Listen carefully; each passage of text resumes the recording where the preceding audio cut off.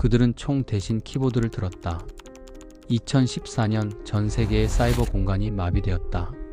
미국 할리우드 영화사 소니 픽처스의 내부 서버가 해킹당했고 미개봉 영화 임직원 정보, 이메일 수천 건이 유출되었다. 해커들은 영화 인터뷰를 상영하면 테러를 감행하겠다고 협박했다. 그 영화는 김정은을 풍자하는 코미디였다.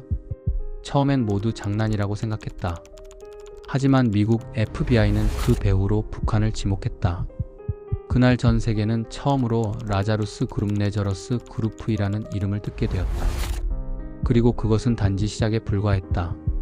라자루스 그룹, 이름만 보면 종교적인 색채를 띠지만 실상은 세계에서 가장 위협적인 사이버 전사 집단이다. 그들은 북한에 보이지 않는 군대였다. 컴퓨터 앞에서 키보드를 두드리는 이들은 미사일보다 위험한 무기를 다루고 있었다. 그들이 훔친 것은 돈과 정보였고 그들의 전장은 현실이 아니라 사이버 공간이었다.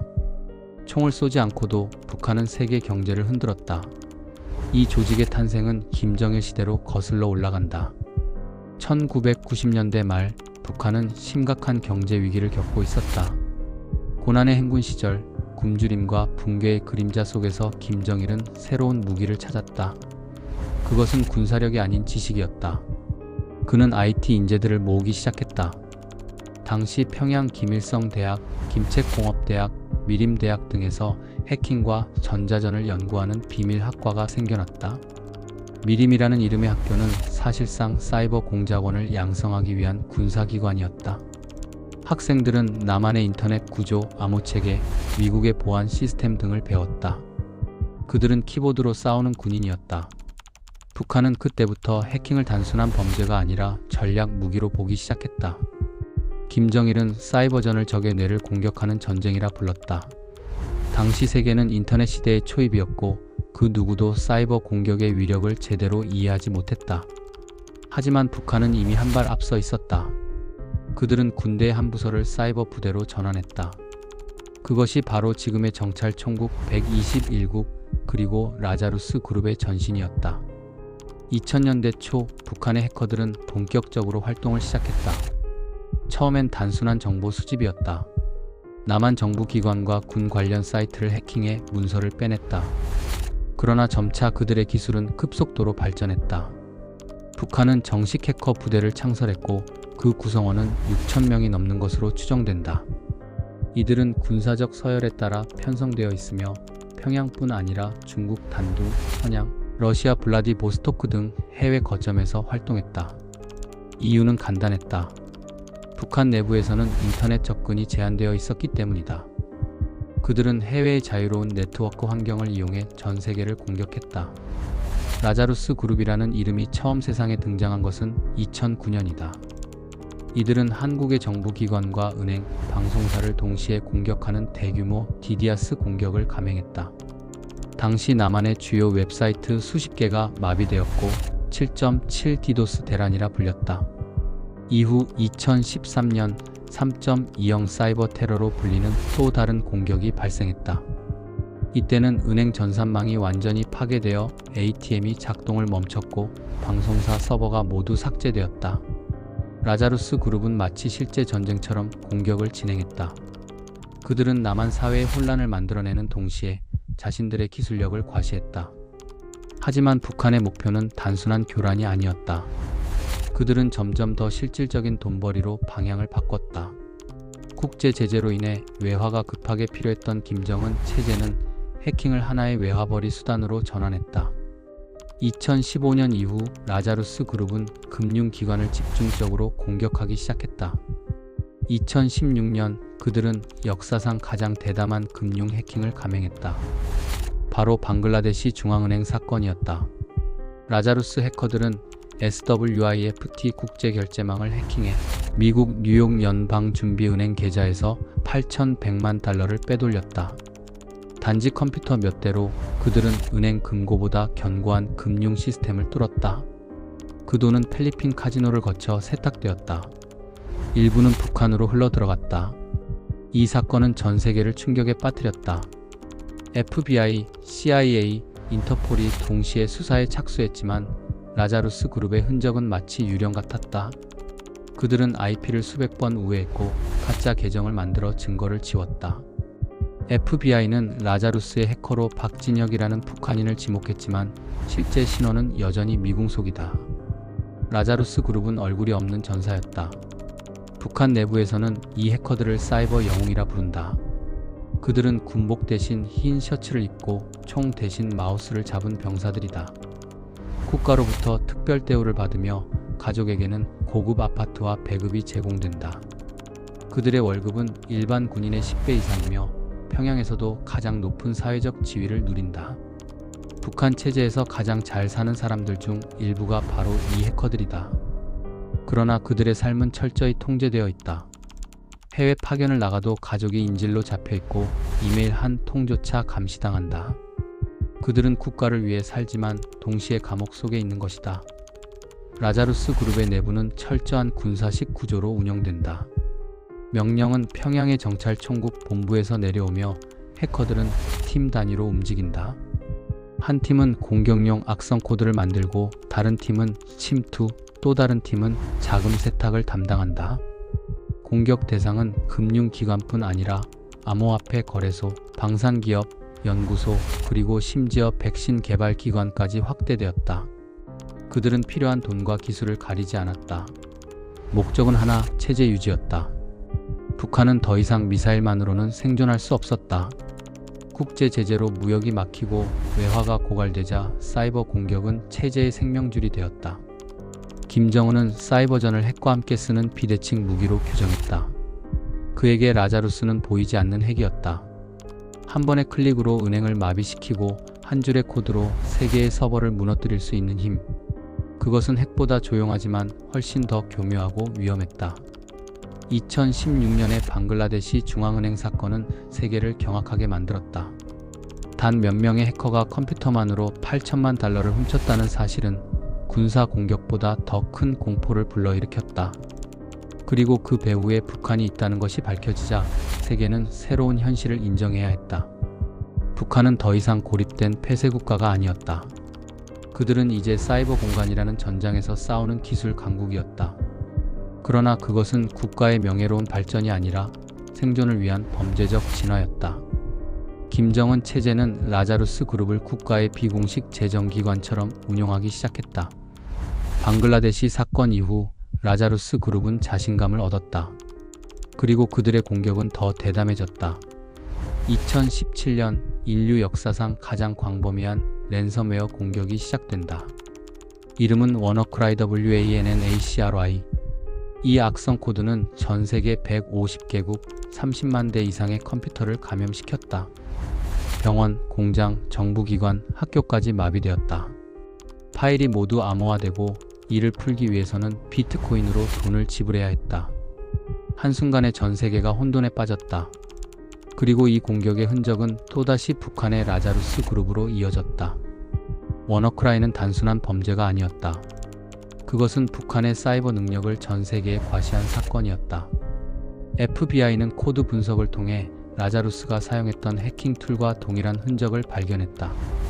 그들은 미국의 NSA 국가안보국에서 유출된 보안 취약점을 이용해 시스템을 감염시켰다. 북한은 세계 최고의 정보기관이 만든 도구를 역이용한 것이다. 전 세계 전문가들은 충격을 받았다. 이제 북한은 더 이상 아마추어 해커 집단이 아니었다. 그들은 NSA 수준의 사이버 기술을 보유한 국가 단위의 공격자였다. 이 사건 이후 세계 각국의 정보기관들은 북한의 해킹 조직을 본격적으로 추적하기 시작했다. 라자루스는 그 중심에 있었고 그들의 하위 조직으로 블루노로프 BLUENOROFF와 안드리엘 ANDARIEL 같은 그룹이 드러났다. 블루노로프는 금융 해킹 전문팀이었고 안드리엘은 군사 방산 분야의 첩보 수집을 담당했다. 모두 평양 정찰총국 산하의 작전 부서였다. 북한의 사이버 전사는 세분화된 군사 조직이었다. 공격, 침투, 자금 세탁, 그리고 기술 연구까지 각각의 역할이 분명했다. 2017년부터 2020년까지 라자루스 그룹의 주요 타깃은 암호화폐 거래소로 옮겨갔다. 국제 제재로 인해 외화 확보가 어려워지자 북한은 비트코인을 새로운 생명줄로 삼았다. 그들은 한국, 일본, 홍콩, 미국의 거래소를 해킹했다. 단 한 번의 공격으로 수천만 달러 상당의 암호화폐를 훔쳤고 이를 세탁해 김정은 정권의 비밀 자금으로 전환했다. 미국 재무부는 북한이 사이버 해킹으로 벌어들인 돈이 연간 10억 달러를 넘는다고 추정했다. 이것은 핵무기 개발 자금의 주요 원천이기도 했다.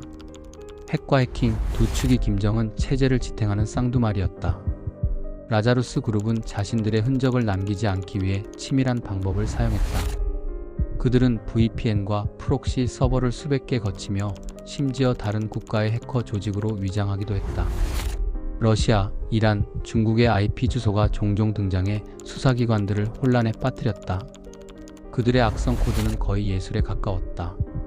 코드는 스스로 삭제되고 복제되고 새로운 형태로 진화했다. 전문가들은 라자루스는 마치 살아있는 생명체처럼 움직인다고 말했다. 이름 라자루스, 죽었다가 부활한 성서 속 인물처럼 그들의 코드는 지워져도 다시 살아났다. 이들은 또한 인간의 심리를 교묘히 이용했다. 공격의 상당수는 이메일로 시작됐다. 평범한 회사원에게 채용 제안서, 급여 명세서 같은 첨부 파일이 전송되었다. 수신자가 클릭하는 순간 컴퓨터는 감염되었다. 단 한 번의 클릭으로 기업 네트워크 전체가 장악되었다. 라자루스는 사람의 경계심보다 호기심을 노렸다. 기술만큼이나 심리전에도 능숙한 집단이었다. 실제로 2020년 글로벌 보안업체들이 라자루스는 첨단 기술보다 인간의 욕망을 해킹한다고 평가했다. 북한 내부에서는 이런 해커들이 사이버 군사 엘리트로 대우받았다. 그들은 일반 주민이 꿈도 꾸지 못하는 해외 출장 기회를 얻었고 외화로 급여를 받았다. 하지만 자유는 없었다. 그들은 국가의 자산이었고 동시에 감시 대상이었다. 가족은 항상 평양에 남겨졌고 그들의 모든 활동은 보고되어야 했다. 임무를 완수하면 포상과 특권이 주어졌지만 실패하면 그 대가는 혹독했다. 어떤 해커는 임무 실패 후 공개 숙청되었다는 증언도 있다. 그들의 천재성은 국가의 도구로만 존재했다. 라자루스 그룹은 기술만큼이나 조직 문화도 독특했다. 군사식 명령 체계 아래 각 팀은 독립적으로 움직였다. 내부 구성원조차 서로의 얼굴을 모르는 경우가 많았다. 보안이 철저했기 때문이다. 평양 본부에서는 C 서버라 불리는 지휘 시스템을 통해 전 세계 해커들의 활동을 통제했다. 모든 공격은 이곳에서 승인되었다. 라자루스의 해커는 세계 각국의 시간대에 맞춰 24시간 활동했다. 뉴욕의 금융시장이 열릴 때는 블루노르프가, 방산 기업의 서버 점검 시기에는 안드리엘이 움직였다. 그들의 전장은 지구 전체였다. 라자루스의 또 다른 특징은 정치적 보복이다.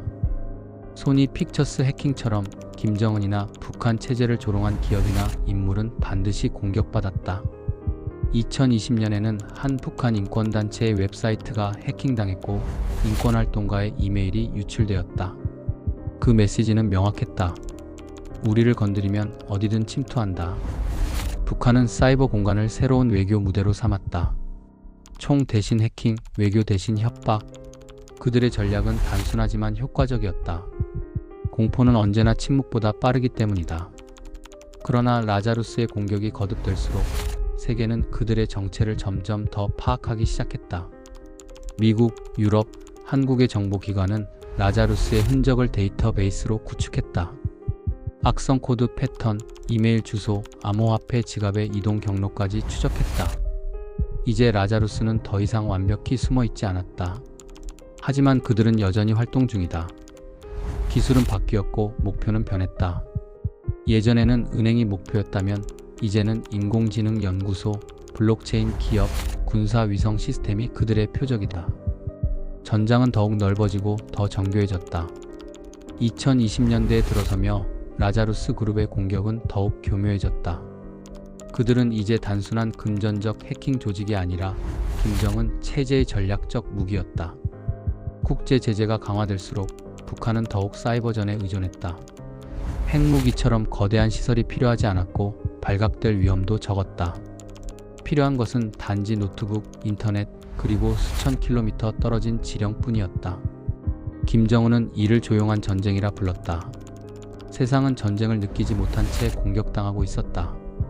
2021년 UN 안보리 보고서는 북한이 해킹을 통해 불법으로 확보한 외화가 연간 20억 달러에 달한다고 발표했다. 이 돈은 대부분 핵과 미사일 개발에 사용되었다. 라자루스 그룹의 손끝에서 만들어진 돈이 결국 세계를 위협하는 미사일 연료가 된 셈이다. 그들은 디지털 세계에서 돈을 훔치고 현실 세계에서 무기를 만들었다. 사이버 범죄와 군사력의 경계가 완전히 무너진 것이다. 이 구조를 만든 사람은 김정은이었다. 그는 기술을 단순한 도구가 아니라 체제 유지의 수단으로 보았다. 라자루스 그룹은 또한 대리전의 형태로 활동하기 시작했다. 직접 공격이 아니라 다른 해커 그룹이나 개인을 고용해 간접적으로 움직였다. 그들은 러시아, 중국, 심지어 동남아시아 해커들에게 수수료를 주고 공격을 의뢰했다. 이렇게 만들어진 공격망은 복잡하게 얽혀있어 추적이 거의 불가능했다. IP를 추적해도 중간 노드만 수십 개, 증거는 언제나 사라졌다. 그들의 공격은 유령처럼 나타나고 흔적 없이 사라졌다. 이 시기 라자루스의 주요 목표 중 하나는 암호화폐였다. 특히 한국과 일본의 거래소는 그들의 주요 사냥터였다. 2022년 한 해 동안 북한은 6억 달러 이상의 암호화폐를 탈취했다는 보고가 나왔다. 그들은 단순히 거래소를 해킹하는 데 그치지 않았다. 암호화폐 개발자나 블록체인 프로젝트 인력을 위장 채용 공고로 유인했다. 지원자가 메일에 첨부된 문서를 열면 그 즉시 시스템은 감염되었다.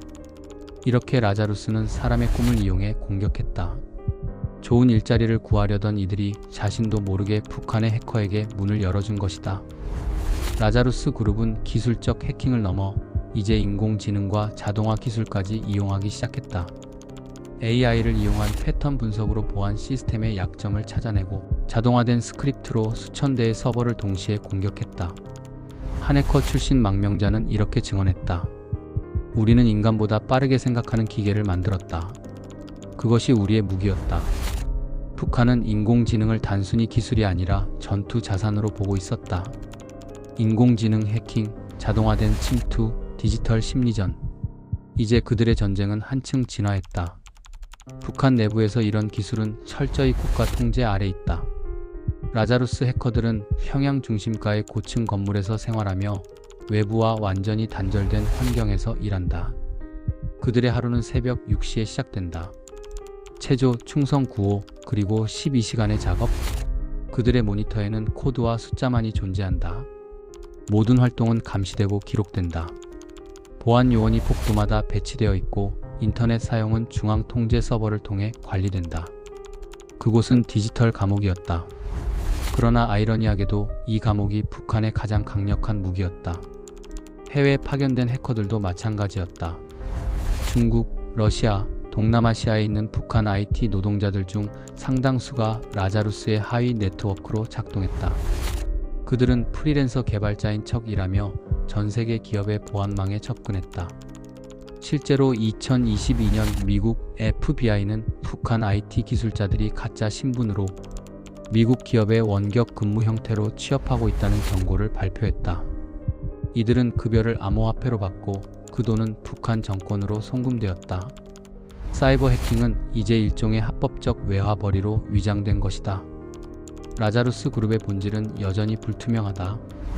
그들은 군대인가, 범죄 조직인가, 아니면 정부인가? 국제사회는 그들의 정체를 정확히 규정하지 못했다. 하지만 분명한 것은 그들은 국가의 지원 없이는 존재할 수 없다는 사실이다. 해킹 공격의 규모, 자금 세탁의 정교함, 그리고 기술 수준 모두 한 개인이 아니라 체계적인 조직의 산물이었다. 그들은 평양의 명령으로 움직이는 디지털 병사들이었다. 전쟁터는 사이버 공간이었고 무기는 코드였다. 라자루스 그룹의 공격은 여전히 계속되고 있다. 2023년에는 미국의 방산업체와 위성통신망이 공격을 받았고 2024년에는 한국의 암호화폐 거래소 2곳이 또다시 털렸다. 그들의 방식은 여전히 똑같다. 치밀한 계획, 장기적인 침투, 그리고 완벽한 삭제. 그러나 세계 각국의 방어 기술도 진화하고 있다. 인공지능 기반의 보안 시스템, 위협 인텔리전스 네트워크, 사이버 반격 부대까지. 지금 이 순간에도 라자루스와 전 세계 정보 기관들은 보이지 않는 전쟁을 벌이고 있다. 라자루스라는 이름은 성서 속에서 죽었다가 다시 살아난 인물에서 따온 것이다. 그 이름처럼 그들은 수없이 사라지고 다시 등장한다.